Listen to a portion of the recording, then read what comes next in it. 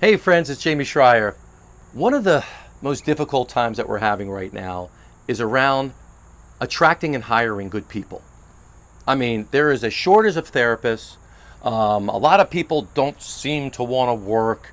The people that we do get in our office, some of them probably aren't the true A players that we want.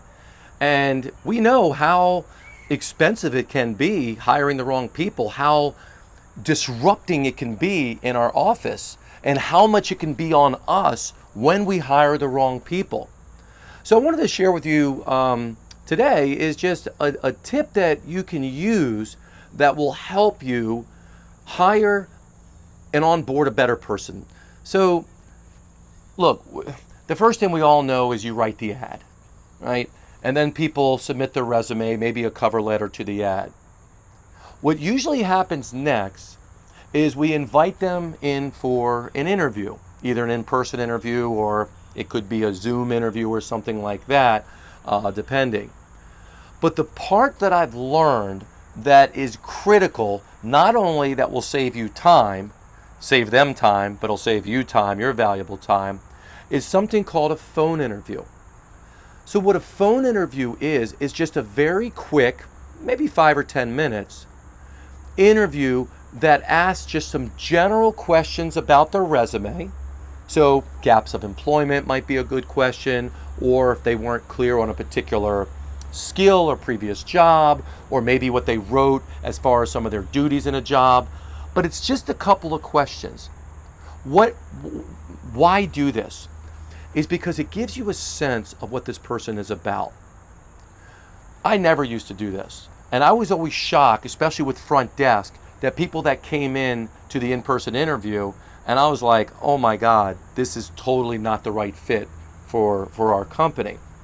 So when I started to call people, and I would just say my first name, I would just say, hey, this is Jamey from Schrier Physical Therapy. We just received your resume, and I'd love if you had a couple minutes to talk. I have a couple questions.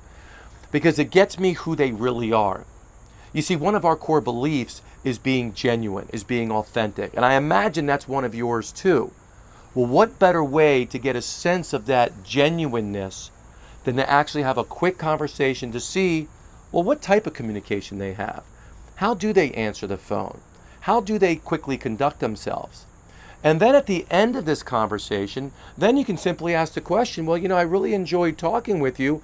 What would you like the next step to be? Would you like to come in for an interview? And if the answer is yes, now you're both getting kind of a mutually agreeing next step. So this phone interview has been critical in saving tons of time, because if it's not the right person on the phone, you can get off that conversation very quickly.